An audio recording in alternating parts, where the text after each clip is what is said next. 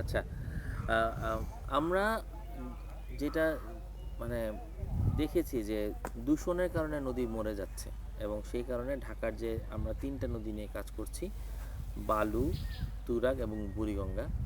এই ৩ টা নদীর দূষণের মাত্রা অনেক রকমই দেখা যাচ্ছে। আপনার কি মনে হয় শুধু দূষণ না দখলও আছে এখানে এবং কিভাবে এই নদীগুলোকে আসলে দখল করা হচ্ছে? কারা, কারা সহযোগিতা করছে? হ্যাঁ, ধন্যবাদ আপনাকে। এটার প্রেক্ষাপট বলি তাহলে আপনার জন্য সুবিধা হবে। তো যখন এই ঢাকা শহরে ৪ নদী হলো এবং এই ৪ নদীর ঢাকা শহরের ৪ নদী নিয়ে অনেক গল্প কাহিনী আছে, অনেক কবিতা আছে, অনেক কালচারাল বিষয় আছে। কারণ হচ্ছে যে বুড়িগঙ্গা নিয়ে মিথ হচ্ছে বুড়িগঙ্গার পাড়ে একটু ঢাকা হয়েছে এবং এই ঢাকা হওয়ার পরে বুড়িগঙ্গার জোয়ারের পানি এবং বন্যার পানি কিন্তু রমনা পর্যন্ত আসতো, এটা জানেন নাকি? তখন এই জলাবদ্ধতাও হতো ঢাকার ভিতরে এক ধরনের। এরপরে ঢাকাবাসী কিন্তু বাকলেন বাদ দিল, বুড়িগঙ্গা নদীতে আসা যাওয়া করে। দ্যাট মিনস ঢাকার মানুষ এবং ঢাকা মানুষের চিত্ত বিনোদন এবং ঢাকা মানুষের জীবন এ সব কিছুর সাথে বুড়িগঙ্গার একটা অবদান আছে। মাঝখানের যেই ঢাকা, বিশেষ করে যদি আমরা বলি তেজগাঁ, তেজগাঁ থেকে শুরু করে আপনার ইয়া পর্যন্ত আগারগাঁও পর্যন্ত, এখানে কিছু ছোট ছোট গুচ্ছ গ্রাম ছিল, লালমাটিও একটা ছোট গুচ্ছ গ্রাম ছিল। এখানের হ্যাবিটেটটাও আপনার ঢাকার মাঝখানে যে নদী এবং খালগুলো ছিল সেগুলোর কারণে কিন্তু ডেভেলপ করেছে। এবং ঢাকার প্রাচীন পুরাকীর্তির মধ্যে কিন্তু কারণ বাজারের আম্বরশাহ মসজিদ প্রায় ২৫০ বছরের পুরাতন, আপনারা জানেন। তো একটা মসজিদ মানে জনগোষ্ঠী লাগে, নাহলে তার মসজিদ হয় না। ঢাকার তেজগাঁতে যে মন্দিরগুলো আছে, গির্জাগুলো আছে, আর্মেনীয় গির্জাগুলো আছে, এগুলোও তো প্রায় ১০০ বছর পুরাতন। দ্যাট মিনস এখানে জনপদের যে ইতিহাস সেটা প্রায় ২-৪০০ বছরের পুরান। আরেকটি বড় জনবসতি কিন্তু ঢাকায় ছিল, যেটা হচ্ছে মিরপুর কেন্দ্রিক। যে কারণে আপনি দেখবেন যে মিরপুরে যে শাহ আলী এসে তো তার ধর্মপ্রচার করতে হয়েছে। ধর্মপ্রচার তো উনি জঙ্গলে গিয়ে করবেন না। আপনি দেখবেন যে শিব মন্দির, শিববাড়ি কিংবা কালীবাড়ি, এগুলো হচ্ছে তান্ত্র ধর্মের লোকজন একটু রিমোট এরিয়ায় যায়। বাংলাদেশের যত প্রাচীন জঙ্গল কেটে শহর করা হয়েছে সেই জঙ্গলগুলোর মধ্যে কিন্তু আপনি শিববাড়ি এবং কালীবাড়ি পাবেন। খেয়াল করে দেখেন, যশোরে কালীবাড়ি আছে, পুরো খুলনার মধ্যে শিববাড়ি কালীবাড়ি ৬টা। অন্য অন্য শহরগুলো গাজীপুরেও কালীবাড়ি শিববাড়ি আছে। মানে এইসব জায়গায় আগে জঙ্গল ছিল, তন্ত্র ধর্মের লোকজন জঙ্গলে গিয়ে তন্ত্র সাধনা করতো, পরবর্তীতে সেখান থেকে মন্দির, সেখান থেকে জনপদের সৃষ্টি। কিন্তু মুসলমানদের জনপদগুলো হচ্ছে আবার জনগণের কেন্দ্রিক, কারণ যেখানে মানুষ আছে সেখানে সে ধর্মটা প্রচার করবে। তো সেই জায়গা থেকে আমরা শাহ আলীর মাজার এবং অন্যান্য যে মাজারগুলো আছে সেগুলো ঢাকার মিরপুর, টঙ্গী এবং এই অঞ্চলের যে মাজার, এবং আমিন বাজারের আমিন সাহেবের যে বাসা এবং পরবর্তী যে বড় যে বাসাগুলো আছে, বড় বাজার এখানে আছে, এগুলো কিন্তু আপনার ২00-৩00-৪00-৫০০, কোথাও কোথাও ৪৫০-৫০০ বছর থেকে পুরাতন আছে। যেরকম মাঝের দিয়ারতে একটি মন্দির আছে, সেটি হচ্ছে নিম মন্দির, নিমতলা মন্দির। সেখানে ৫০০ বছরের পুরাতন একটি নিম গাছ আছে। সুতরাং বুড়িগঙ্গার পাড়ের যে জনপদ, এই জনপদের যে ইতিহাস আমরা দেখি, সেটা তো আমরা বলি ৫০০ বছরের পুরাতন, কিন্তু ঢাকার ইতিহাস তো ১৫০০ বছরের পুরাতন। তো সেটা হিসাব করলে মাঝ ঢাকা এবং পশ্চিম ঢাকার ইতিহাসও কিন্তু অ্যাটলিস্ট ৫০০-৭০০ বছরের পুরাতন জনপদের ইতিহাস কিন্তু আমরা দেখি। এবং এটার একটা বড় কারণ, এখানে কেন মানুষজন এসছে, একটা বড় প্রশ্ন আসে না? এইখানকার আসার একটা বড় কারণ ছিল এখানকার ইকোলজি এবং এখানকার জিওগ্রাফি। সেটা কীরকম? পুরো ঢাকাতে বিভিন্ন জায়গায় ট্যাগ, মানে যেহেতু আমরা প্রাচীন মধুপুরের ট্যাগ, সেই জায়গা থেকে ছোট ছোট ট্যাগে ভিলেজগুলো তৈরি হয়েছে এবং এই ভিলেজগুলোর সাথে সম্পৃক্ত হচ্ছে যে মৎস্য সম্পদ এবং হচ্ছে কৃষি। কারণ বর্ষায় আমরা যদি ঢাকার ৪ নদীর দিকে দেখি, কিন্তু টাইডাল ইনফ্লুয়েন্স আছে, আপনি জানেন টাইডাল মানে জোয়ার ভাটার একটা ব্যাপার থাকে। যেহেতু জোয়ারে যদি যে ওয়েটল্যান্ড এবং বিলগুলো আছে সেটা ভরাট হয়ে যায়, ভাটায় টেনে আসলে এখানে রেগুলার মাছের একটা আদান প্রদান থাকে, প্রচুর মাছ। যে কারণে তুরাগের পাড়ে এখনও ৬৭টি জেলে গ্রাম, শুধু এক তুরাগের পাড়ে। খেয়াল করে দেখেন, বুড়িগঙ্গার পশ্চিম সাইডেও অনেকগুলো জেলে গ্রাম, এখনও হাজারিবাগের মতন ট্যানারির যেখানে ছিল সেখানেও জেলে গ্রাম আছে, এখনও বিদ্যমান ৪০টি জেলে পরিবার থাকে। তো এটার মানে হচ্ছে যে এইসব জায়গায় মৎস্য সম্পদের প্রাচুর্য অনেক বেশি ছিল। তো পরিবার চালানোর জন্য এবং পরিবারের সমৃদ্ধির জন্য প্রোটিন লাগে এবং খাদ্য লাগে, খুব গুরুত্বপূর্ণ। সাথে পানি লাগে এবং যোগাযোগ। তো পানি হচ্ছে নদী, যোগাযোগটা নদী কেন্দ্রিক, খাদ্যটার ক্ষেত্রে আপনি দেখেন কৃষি এবং হচ্ছে মাছ। আমরা যেহেতু মাছে ভাতে বাঙালি আমরা বলি, তো সেই কারণে ঢাকার এই গ্রামগুলোর মধ্যে যে আপনার যে আদি যে জনপদের যে বেড়ে ওঠার যে ইতিহাস, সেই ইতিহাসের পিছনে ঢাকার ecology was the main factor, কি ফ্যাক্টর। এবং এই ইকোলজির রিচনেসটা কিন্তু আমরা এত বেশি পাওয়ার কারণে দেখবেন যে এই ইকোলজির মাঝখানেই বোটানিক্যাল গার্ডেন এবং চিড়িয়াখানা করতে হয়েছে। এটা কিন্তু অন্য সাইডে করতে পারতো, সেখানে করে না, কারণ এই জায়গার ইকোলজিটা অনেক পানি আছে, উঁচু উঁচু জায়গা আছে, সেখানে কিন্তু মাটি ফেলানো লাগে নাই। আপনি বোটানিক্যাল গার্ডেনে গেলে এলিভেশনগুলো টোপোগ্রাফি দেখবেন যে এরকম নিচা হয়ে আবার উপরে উঠছে এবং সব লাল মাটি। তো সুতরাং এগুলো হচ্ছে এখানকার জিওগ্রাফিক্যাল বৈশিষ্ট্যের কারণেই কিন্তু প্রাকৃতিক কেন্দ্রিক যে জু অথবা বোটানিক্যাল গার্ডেন সেগুলো আমরা লক্ষ্য করি। একই জিনিস আমরা এই যে জায়গায় বসেছিলাম, এটা কিন্তু ধানি জমি এবং নদীর জমি। তো সুতরাং এই অঞ্চলগুলো একসময় এই কারণে ডেভেলপ করে। 88-এ যখন বন্যা হয়, 88-এর বন্যার পরে এরশাদ খুব সিদ্ধান্ত নিল যে না, ওই যে বাকল্যান্ড বাঁধের মতো, যে ঢাকাবাসী যখন বুড়িগঙ্গার পানি এবং জোয়ারের পানি যেন রমনা পর্যন্ত না আসে, রেসকোর্স ময়দান পর্যন্ত না আসে, সেটা বন্ধ করে দিল। একইভাবে ঢাকা থেকে শুকনো করার চিন্তা কিন্তু তখন পানি উন্নয়ন বোর্ড থেকে এরশাদকে দেওয়া হলো। এবং এরশাদ কী করলো, এই ঢাকার পাশে ঢাকা রক্ষাবাদ, যেটাকে আমরা মিরপুর বেড়িবাঁধ নামে চিনি, এই বেড়িবাঁধটি দিল। এবং এই বেড়িবাঁধটি যখন খনন করা হয়, এটা নদীর পাড়ে খনন করা হয়। এবং তারপরেও আমরা দেখি তখন দুটো জিওগ্রাফি আমরা দেখি, বেড়িবাঁধকে কেন্দ্র করে বেড়িবাঁধের ভিতরে ঢাকা হচ্ছে যেই জমির দাম ছিল 15,000 16,000 টাকা শতাংশ, ওই সময়ের কথা আমি বলছি, কিংবা 3,000 4,000 টাকা শতাংশ, বেড়িবাঁধের এই পাড়েও 3,000 4,000 কিংবা 100 500 টাকা শতাংশ ছিল। একই জমির কিন্তু দাম ছিল বেড়িবাঁধের এই পাড়েও। যেদিন বেড়িবাঁধটা হলো, তারপরে স্পেকুলেশন শুরু হলো, এবং এই স্পেকুলেশনটা সাধারণ মানুষজন বুঝে নাই।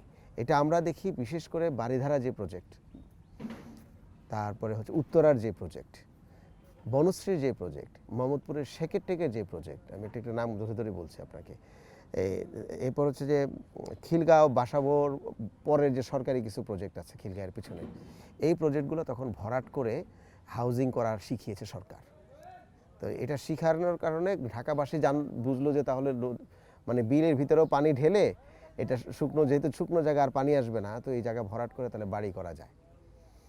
খেয়াল করে দেখেন, এইটা দেখে তখন ইস্টার্ন হাউজিং এটাকে রেপ্লিকেশন করা শুরু করলো। প্রথমে মিরপুরে ইস্টার্ন হাউজিংয়ের প্রথম প্রজেক্ট মিরপুর, আপনারা দেখবেন মিরপুর যে 12 নম্বর পল্লবীর পরে ইস্টার্ন হাউজিং ফেজ 1, এবং ইস্টার্ন হাউজিংয়ের জহিরুল ইসলাম সাহেব তখন এখান থেকে শুরু করে এয়ারপোর্ট পর্যন্ত উনি প্রজেক্ট করার জন্য এখানকার জমি বায়না করলেন এবং ভরাট করা শুরু করলেন। কিন্তু উত্তরার অ্যাকুইজিশন হওয়ার কারণে উনি আর এদিকে বেশি বাড়তে পারলেন না, কিন্তু উনি এটা শিখিয়ে দিলেন, যেটা আফতাবনগর এবং পরবর্তীতে আমরা দেখেছি গুলশানের পাড়ে এই জায়গাটার নাম কি নিকেতন, এটাও তার করা।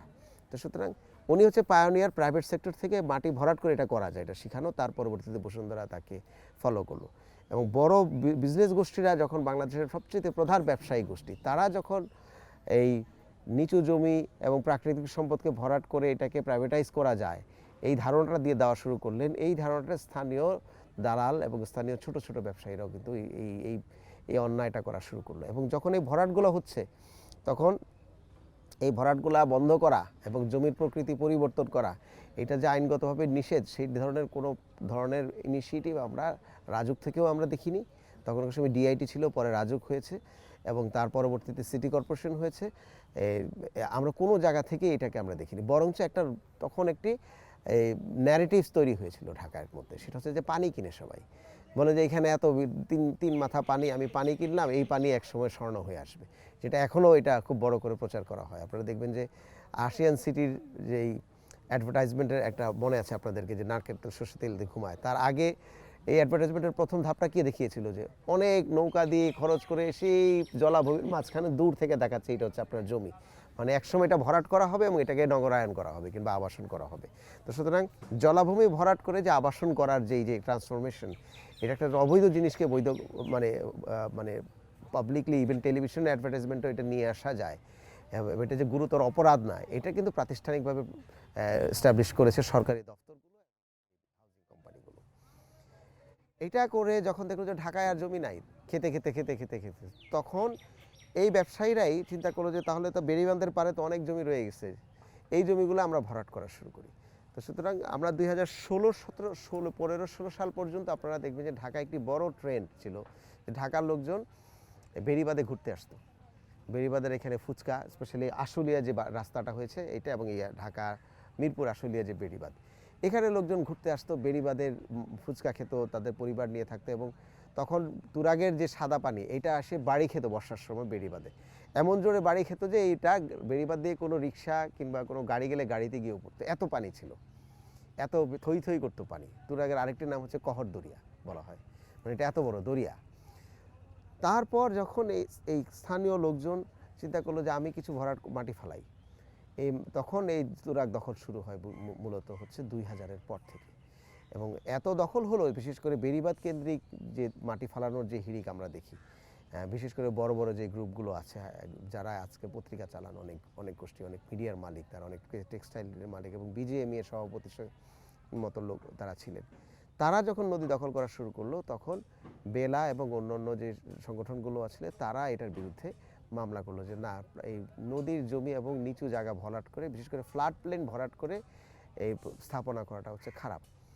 এবং নাগরিক সমাজ এটা নিয়ে সোচ্চার হলো এবং এটা হাইকোর্ট 2009-এ এসে বললো যে না, এই নদী যদি এইভাবে চলতে থাকে তাহলে তো ঢাকার আশপাশে আর কোনো নদীই থাকবে না। তখন তারা জরুরিভাবে ঘোষণা করলো, হাইকোর্ট বললো 2009-এ যে ঢাকার 4 নদী আসলে ইকোলজিক্যালি ক্রিটিক্যাল হয়ে গেছে, তার হেলথ বলতে কিছু নাই, তার স্বাস্থ্যই নাই, কারণ হচ্ছে সবই দখল। তখন ঢাকার পাশের 4টি জেলা, নারায়ণগঞ্জ, গাজীপুর, ঢাকা এবং মুন্সিগঞ্জ, এদেরকে বললো যে তোমরা মিলে সীমানা পিলার দিবা। তখন 6,500 সীমানা পিলার নির্ধারণ করা হলো জরিপ করে। এটা 6 মাসের মধ্যে করতে বলা হলো। কোন সাল? 2009। তখন আমি টাইমলাইনটা বলছি আপনার জন্য সুবিধা হবে পরে স্টোরিটা তৈরি করার ক্ষেত্রে। এটা যখন সীমানা পিলার যখন তারা দেওয়া শুরু করলো, তখন আমরা দেখেছি যে ভূমি জরিপ যারা জরিপ করেছেন তাদের সাথে স্থানীয় দখলদারদের একটা রাতের বেলার বান্ডিলের সম্পর্ক, ঘুষের সম্পর্ক তৈরি হয়েছে। এবং এই সীমানা পিলারগুলো আসলে মানে ইয়াদের সাথে, নদীর সাথে কম্প্রোমাইজ করে, দখলদারদের সাথে সহায়তা করে পিলারগুলো দখলদারদের হয়ে, মানে সেভ করে পিলারগুলো দেওয়া হলো। এবং 6,500 পিলারই ভুল, সেটা আমরা তখন নাগরিক সমাজ থেকে আমরা বললাম। এবং নদী বিষয়ে একটি টাস্কফোর্স পরবর্তীতে প্রধানমন্ত্রী গঠন করে দেন। সেই টাস্কফোর্স থেকে আরেকটি কমিটি গঠন করে যৌথ সমীক্ষা চালানো হলো যে এই পিলারগুলো ঠিক কিনা। সেই টাস্কফোর্সের রিপোর্টে বলা হলো যে এই সীমানা পিলারগুলি একটা পিলারও সীমানা নিয়ম মেনে দেওয়া হয় না। এই শব্দ ভুল সরাসরি না বলে বললো যে একটা পিলারও সীমানা পিলার নিয়ম মেনে দেওয়া হয় নাই, বরঞ্চ নদীর সাথে সম্পৃক্ত যে 5টি বিল আছে তুরাগের সাথে, বিশেষ করে কাউন্দিয়া বিল, গাবতলী বিল, বিরুলিয়া বিল, আশুলিয়া বিল এবং টঙ্গী বিল, এই বিলগুলোর সাথে মাঝখানে পিলার দিয়ে বিল থেকে নদীকে সেপারেট করার চিন্তা ভাবনা করা হলো। এটা ওই রিপোর্টেও তারা সরাসরি যে যারা ছিলেন তারা এটা বললেন। তখন নতুন করে আবার বলা হলো তাহলে এই পিলার যেহেতু ভুল, এবং তখন একটি কথা বারবার বলা হতো যে তুরাগের পিলার রাতে হাঁটে। আপনারা হয়তো শুনে থাকবেন যে স্থানীয় লোকজনের সাথে কথা বলে শুনবেন যে আগে তুরাগের পিলার রাতে হাঁটতো, কারণ রাতে মাটি ফেলতো, পিলারটা উঠিয়ে মাটি ভরাট করার পর ভরাটের বা পরের বাকি অংশ পিলার দিত। যেরকম আমি আপনার এক্সাম্পল দিতে পারি, আমরা যে জায়গায় বসে আছি, বেড়িবাঁধ হচ্ছে এখান থেকে প্রায় 1.5 কিলোমিটার, আমি বলবো 600 মিটার থেকে 800 মিটার পিছনে। দ্যাট মিনস এটা নদী ছিল। এই নদীর পানি এখানে থেকে শীতকালেও নদীর পানি কিন্তু বেড়িবাঁধ পর্যন্ত যেত। তো এখানে পানি মাটি ভরাট হয়েছে এবং তুরাগের পিলার প্রতিদিন রাতে হাঁটছে। দিনে তো হাঁটতে পারতো না, রাতে হাঁটতো। হাঁটতে সাম্প্রতিক সময় আমার পাশে এসে সে অবস্থান করেছে। তো সুতরাং এইভাবে তুরাগের পিলার আগে রাতে হাঁটতো। এইটা যখন পত্রিকাতে এবং হাইকোর্ট পর্যন্ত এটা বারবার গেল, তখন হাইকোর্ট থেকে আরেকটি ডাইরেকশন দেওয়া হলো পরবর্তীতে, সাপ্লিমেন্টারি ডাইরেকশন, যে ঠিক আছে, যেহেতু ঢাকার পাশের ডিসিরা এবং হচ্ছে জরিপ যারা করেছেন তারা এটা কম্প্রোমাইজ করেছে এবং একটি পিলারও ঠিক জায়গায় দেওয়া হয় নাই, সুতরাং এককভাবে একজনকে দায়িত্ব দেওয়া হোক যে এটা সমন্বয় করবেন। কাকে দায়িত্বটা দিতে পারে? যেহেতু তুরাগ, বুড়িগঙ্গা, বালু এবং হচ্ছে টঙ্গী খাল, এই পুরো জায়গাটি পোর্ট এরিয়ার মধ্যে পড়ে আর কি, যেখানে বিআইডব্লিউটি এর তত্ত্বাবধান আছে। তো সুতরাং বিআইডব্লিউটি এর আইনে পোর্ট রুল আছে। পোর্ট রুলে বিআইডব্লিউটি এর তার ফোরশোরকে রক্ষণাবেক্ষণ করবে, তার নৌপথ রক্ষণাবেক্ষণ করবে। সেই দায়িত্ব অনুযায়ী বিআইডব্লিউটিকে একক দায়িত্ব দেওয়া হলো যে তুমি এটার উচ্ছেদ অভিযান করবা, তোমাকে ম্যাজিস্ট্রেটি সাপোর্ট দেওয়া হবে এবং টাকা দেওয়া হবে, কারণ এগুলো করতে তো টাকা লাগে বারবার সমন্বয় করার জন্য। এবং তোমাকে সমন্বয় করবে অন্য সকল ডিপার্টমেন্ট, 10টি ডিপার্টমেন্ট আছে এর মধ্যে, রাজুক, পানি উন্নয়ন বোর্ড, ভূমি মন্ত্রণালয়, DC office, ADC revenue, AC land, BIWTA এবং এর সাথে সংশ্লিষ্ট আরও যে 4-5টি মন্ত্রণালয় আছে, তারা সকলে মিলে, এটা সিটি কর্পোরেশন আছে এখানের মধ্যে, ইউনিয়ন পরিষদ আছে, লোকাল গভর্নমেন্ট আছে, সবাই মিলে তাকে সহায়তা করবে। আমরা 2018-তে একটি নতুন প্রকল্প দেখি। প্রথমে 800 কোটি টাকার প্রকল্প বলা হয়েছে, এরপরে এটা এখন 1,1200 কোটি টাকার থেকে দাঁড়িয়েছে। মনে হচ্ছে এটা আসলে 3,000 কোটি টাকার কাছাকাছি গিয়ে যাবে, এরকম শোনা যাচ্ছে। এই প্রকল্পের প্রথম কাজ ছিল এভিকশন এবং দ্বিতীয় মেয়াদে যখন আওয়ামী লীগ সরকার ক্ষমতা আসলো তখন প্রচুর পপুলারিটিও পেয়েছিল এই এভিকশন ড্রাইভের কারণে। প্রচুর পরিমাণে উচ্ছেদ হয়েছে এবং এই উচ্ছেদটি পাইকারি হয়েছে প্রাথমিক দিকে। আমরা দেখেছি হাজী সেলিমের মতন আওয়ামী লীগের তত্ত্বাবধায়নের যে মন্ত্রী এমপি অথবা অন্য যে আইন প্রণেতা আছেন ইনক্লুডিং আসলাম সাহেব সহ তাদের বাড়ি ঘর তাদের স্থাপনাগুলোকে ভেঙে দেওয়ার আমরা নজির কিন্তু আমরা দেখেছি। আবার একই সাথে আমরা দেখেছি যেহেতু ফোরশোর মানে পোর্ট রুলে ফোরশোর বলা হচ্ছে যে বর্ষার সময় জোয়ারের পানি যতটুকু যাবে ততটুকু হচ্ছে ফোরশোর মানে ততটুকু নদী। তো বর্ষায় জোয়ারের পানি তো বেড়িবাঁধ পর্যন্ত এসছে, এটা সবাই জানে। কিন্তু এখন যদি আপনি সিন্নি টেক থেকে শুরু করে উত্তরা পর্যন্ত বেড়িবাঁধে দাঁড়ান, আপনি তো নদী দেখতে পাবেন না, আপনি শুধু বাড়িঘর দেখতে পাবেন, ফ্যাক্টরি দেখতে পাবেন এবং গাছগাছালি দেখতে পাবেন কিছু।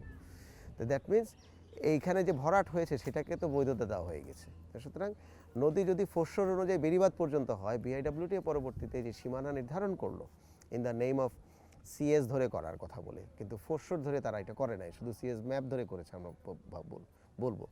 সেটা করতে গিয়ে তুরাগের পাড়ের বিশেষ করে বেড়িবাঁধের পাড়ের যে বড় বড় স্থাপনাগুলো আছে সেগুলোকে সবাইকে বৈধতা দেওয়া হয়েছে এবং সবাই ইন্ডাস্ট্রিয়ালিস্ট আমরা এখানে দেখেছি। এবং এর সাথে পানি উন্নয়ন বোর্ডেরও যোগসাজশ আছে, কারণ তারা জায়গা না দিলে তো এই জায়গাগুলোতে তারা আসতে পারে না।